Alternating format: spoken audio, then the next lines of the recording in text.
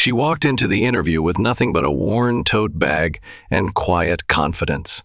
Within minutes, they were calling her a fraud, laughing at her outfit, and tossing her resume in the trash. But 10 minutes later, the CEO bowed before her and whispered, "Madam Chairwoman." The revolving glass doors of Graybridge Holdings spun open at exactly 8:45 a.m., swallowing the morning light and delivering a woman who, to most onlookers, appeared utterly forgettable. Clara Wren, 41, stepped into the marble-clad lobby with the kind of calm usually mistaken for fragility. She wore an ivory blouse, no logo, no label, just linen that moved gently as she walked. Her beige trousers were tailored, modest. Her flats made no sound on the polished floor. In her hand, a canvas tote bag, worn at the corners, carried nothing flashy. No tech, no metal clasp briefcase, just a notebook, a pen, and a well-loved copy of The Intelligent Investor tucked halfway inside. Behind the reception desk, a young woman with contour-perfect makeup and an earpiece glanced up, scanned Clara's attire, and offered a smile so thin it barely touched her lips. "Interview candidates," she said, gesturing with a manicured nail, "usually enter through the side hall." "You might have missed it," Clara nodded once, with quiet understanding. She didn't flinch, didn't explain, didn't protest. She simply turned and followed the direction, her stride unhurried, her tote slung over her shoulder like a schoolteacher on a library visit. From the mezzanine above, two interns leaned on a glass rail and whispered, "Did she seriously bring a shopping bag to Graybridge? She looks like she teaches philosophy, not finance." Their laughter was light, harmless on the surface, but laced with the assumption that what is simple cannot also be strategic. Down the corridor, Clara joined a small group of fellow candidates. Sleek suits, polished shoes, designer watches that blinked like beacons of wealth. And there she stood, understated, unadorned, the only one not checking their reflection in the mirrored wall. A man in a charcoal pinstripe stepped closer, scanning her from head to toe. "Did your driver forget your briefcase?" he asked, grinning as others smirked. She looked at him, not defensively, but curiously, as though watching a child push boundaries. "No," Clara said, her voice quiet but measured. "I packed light." The sarcasm ricocheted off her like rain off glass. Nearby, a woman in sky-high heels whispered to another, "Maybe she's one of the event staff. Should someone let her know this is the executive round?" Another chuckled, snapping a photo of Clara's tote with her phone. Caption: "Auditioning for the cleaning crew." No one noticed the way Clara's fingers tightened slightly on her bag. No one paid attention to the stillness in her gaze, a stillness that came not from fear, but from calculation. She wasn't out of place. They were simply unaware that she didn't come to be chosen. She came to choose. Beyond a set of frosted glass doors, the interview panel waited. 3 names on the company website, etched in gold beneath executive headshots: Sienna Blake, Director of Strategic Affairs; Marcus Lyle, VP of Finance; Jenna Farrow, Head of People and Culture. In person, they looked exactly as expected, well-draped in confidence, groomed in privilege. Sienna's crimson blazer was immaculate, her pearl earrings catching the light with every turn of her head. Marcus sat reclined, his legs crossed, flipping resumes with the indifference of a man who'd seen 100 before breakfast. Jenna barely looked up from her phone, thumb scrolling through what might have been her 5th espresso-fueled burst of curated productivity quotes. The door clicked. Clara stepped in. She paused, just for a second, not in hesitation, but in quiet observation. The room had no warmth, just the cold burn of ambition and filtered air. Sienna looked up first. Her eyes flicked to Clara's outfit, then immediately back down, as if a glance had confirmed everything she needed to know. Marcus leaned forward, hands steepled, voice honeyed with disbelief. "Forgive me, are you here for the executive track interview?" Clara gave a single nod. Sienna exchanged a glance with Jenna, who smirked behind her phone. "You didn't receive our candidate prep packet?" she asked, gesturing subtly to the linen shirt. "There was no mention of attire requirements," Clara replied, her tone even, almost polite. Marcus gave a short laugh. "It's not a requirement, It's just common sense. Clara placed a neatly printed resume in front of them. The paper was thick, professional, but no one reached for it. "Let's begin," Sienna said abruptly, sliding across a 6-page case study printed in dense font. 10 minutes. No calculator. It was a composite challenge. Contradictory financial statements, mergers with buried clauses, valuation puzzles designed not to be solved, but to confuse. A gauntlet. Jenna started a timer, without a word. As Clara worked, Marcus stood and walked to the projector. With a few taps, an image flashed across the wall, a corporate slide titled "Professional Presence, What Not to Wear." It showed a woman in linen, flat shoes, a canvas bag. It was her, or someone meant to be her. Jenna giggled softly. Clara said nothing. Her pen never stopped. Sienna sipped her water, eyes tracking the clock like a hawk awaiting weakness. When the buzzer rang, Clara set her pen down. Jenna collected the pages without looking at them. "Thanks for your time," she said flatly. "We'll be in touch." Clara blinked once. "Would you like to discuss my experience?" Marcus raised an eyebrow. "Do we need to?" he said, amused.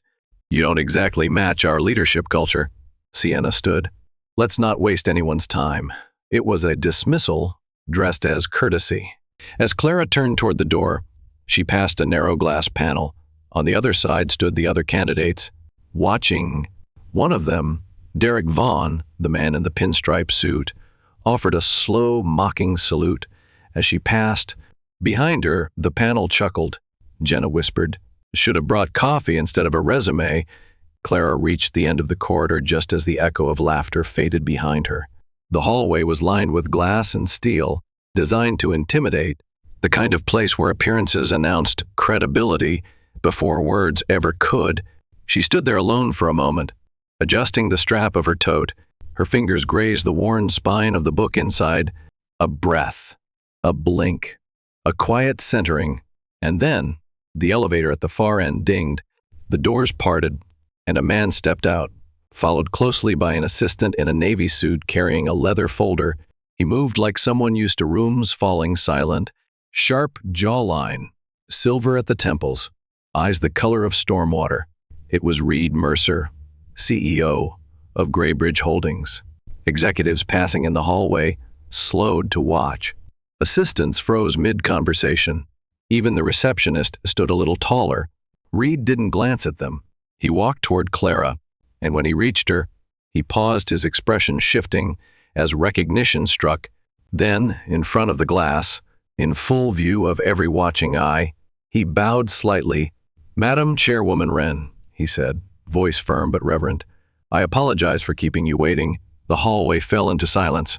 Behind the glass, the panel's laughter died. Sienna, Marcus, and Jenna turned, their faces draining of color. Reed extended his hand. "Please," he said, "allow me to escort you." Clara didn't move right away. She let the moment settle, let the whispering rise behind her like wind before a storm. Then she nodded, following Reed back down the same hallway, the same one where she'd been whispered about, dismissed, and filmed like a punchline. Only now, every camera was still. The door to the interview room reopened, but this time, Clara didn't enter alone. Reed stepped in first, his presence a hammer of consequence.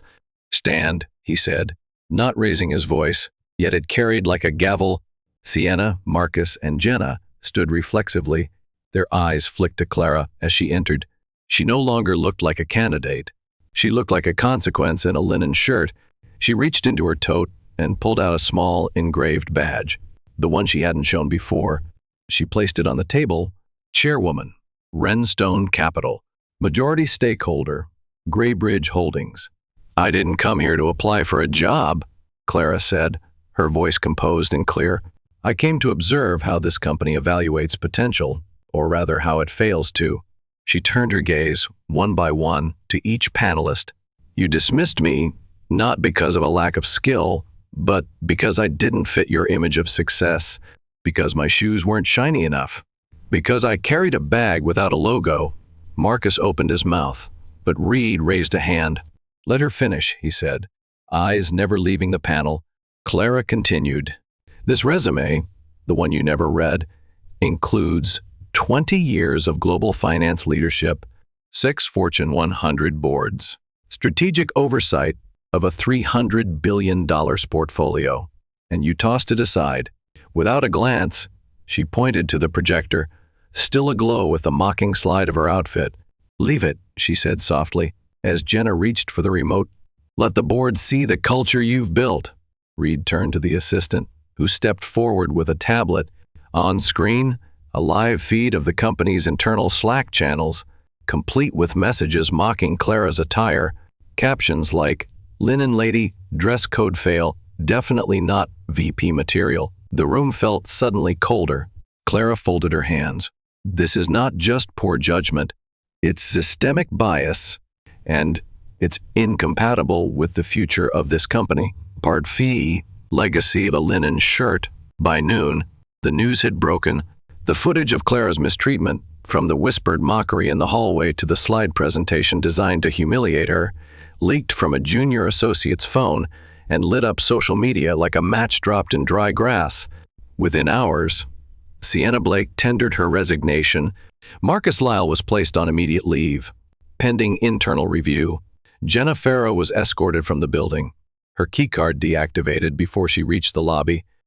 But Clara wasn't done. At a press briefing the following morning, she stood at a simple podium. No lights, no glamour, just her and her worn tote bag. She introduced the Wren Protocol, a corporate-wide reform mandating blind hiring practices, anonymous application reviews, and quarterly ethics audits for leadership teams. "It's not about punishing bad behavior," she said. "It's about rebuilding a system that never should have allowed it in the first place." The crowd erupted. By mid-afternoon, Graybridge Holdings was in freefall, not financially, but morally. The Wren Protocol announcement had barely landed before an anonymous whistleblower, later revealed to be a junior analyst named Malik Chowdhury, leaked a confidential document titled Pre-Selection Notes, Tier 1 Candidates.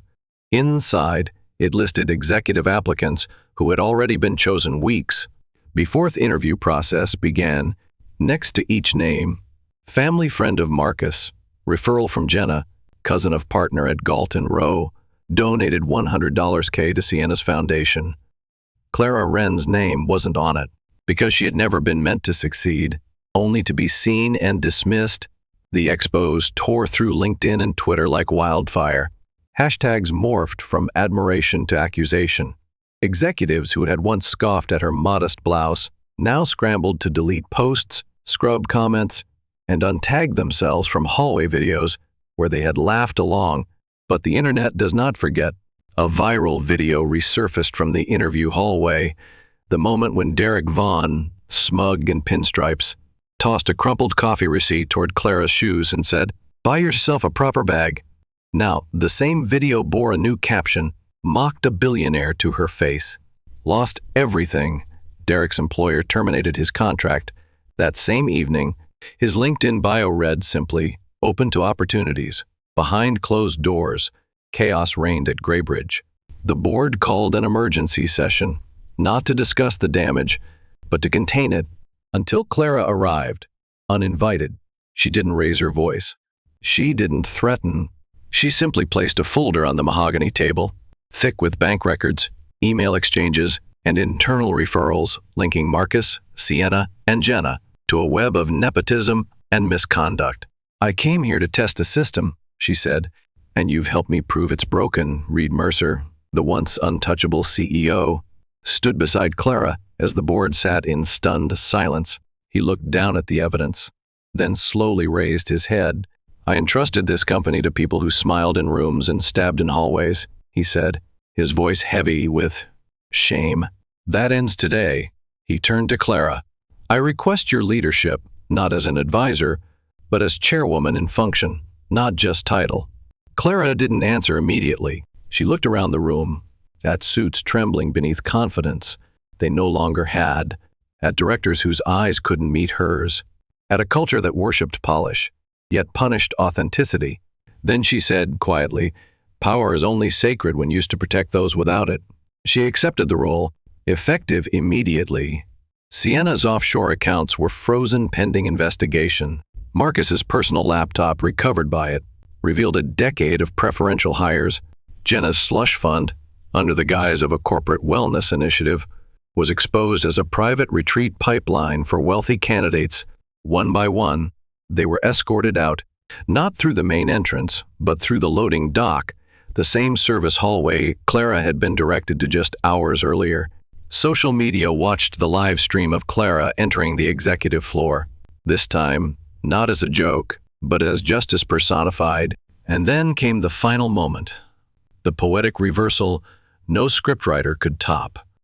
Graybridge's main atrium, usually a hush of polished shoes and power suits, stood in stillness as the company plaque was removed. In its place, a temporary placard was installed, under reconstruction, values, culture, purpose. A journalist from the Financial Herald whispered to Clara as she passed, "What message would you give to the industry?"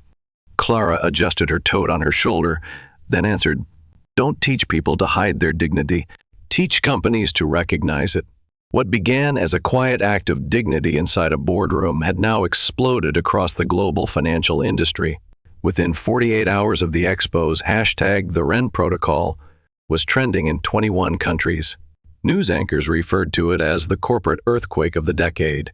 The Wall Street Journal ran a front-page headline, "The Linen Chairwoman Who Brought Giants to Their Knees." Other firms scrambled to respond. Lockridge Partners issued a public apology after whistleblowers revealed similar bias in their own hiring process. Vanguardist Capital announced they were adopting Clara's blind recruitment structure, calling it a moral imperative. Even Goldman Sachs, known for its untouchable culture, released a statement, "We are reviewing our hiring pipeline." Clara Wren has opened our eyes. And then came the Davos moment. Clara was invited to speak at the Global Equity and Finance Summit, a seat typically reserved for tech moguls, presidents, and royalty. She walked on stage in the same simple linen blouse, her toad on one shoulder, no jewels, no heels, no entourage. The silence was immediate.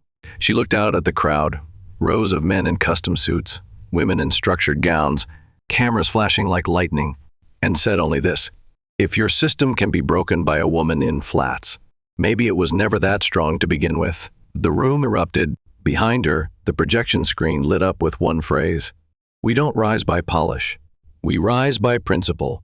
A week after Davos, Clara returned home to her quiet brownstone on a tree-lined street in Vermont. There were no cameras, no press, just the wind through maple leaves, and her daughter's laughter trailing in from the backyard. Clara moved through the house in soft footsteps, the same way she had moved through that cold hallway at Graybridge, unnoticed but unshaken. On the kitchen counter sat her tote, now iconic. Inside it, the same notebook, the same book, and a new envelope, letters from around the world. One from a Pakistani intern who'd been passed over for not dressing the part, now hired by a UK firm, thanks to the Wren Protocol. Another from a 52-year-old woman who'd returned to work after a decade, now promoted because someone rewrote the rules. A handwritten note from a janitor at Graybridge. "They used to call me invisible. Now they say I work in Clara Wren's building." Her husband, Elias, entered quietly, a tech entrepreneur known for his silence more than his speeches. He looked at her with a soft smile. "You started something that can't be undone." She nodded. "I didn't mean to start a revolution," she said. He kissed her forehead. Exactly why it worked. Clara Wren never returned to the corporate spotlight. She didn't chase applause or parade her title. Instead, she founded the Dignity Index, a non-profit initiative auditing companies for ethical hiring, equitable leadership pipelines, and cultural accountability. In less than a year, 2,500 companies adopted the Wren Protocol. 14 hiring panels were dismantled for bias. A generation of workers, especially women, minorities, and midlife professionals, found doors suddenly opened, but perhaps the most symbolic moment came quietly. The Graybridge Holdings lobby, once lined with portraits of its founding male executives, replaced every photo with a single installation, a linen shirt framed in glass. Below it, a brass plaque, She didn't wear the uniform of power, she redefined it. And beneath that, Clara Wren, Chairwoman Emerita. Clara was never after revenge. She didn't shout. She didn't shame. She didn't destroy. She simply stood in a hallway, mocked, underestimated, and waited for the world to realize who they were speaking to. Not a candidate, not a casualty, but a force. And to this day, in offices and boardrooms across the world, whenever someone doubts a quiet woman in simple clothes, someone inevitably whispers, "Don't be stupid." She could be a Wren. Clara Wren didn't stay in the spotlight. She returned to her quiet home, where maple trees lined the fence and wildflowers grew around stone steps. Her days were filled not with press calls but handwritten letters, thousands of them, from job seekers, young women, and overlooked talents across the world. Each one began the same way. "You gave me hope." She read them all. Her tote, now iconic, sat quietly by her chair, still holding her notebook, a pen, and the book no one bothered to steal, The Intelligent Investor. Because Clara Wren never needed status to define her. She didn't need titles, or suits, or applause. She just needed to be underestimated. And then, to prove them wrong,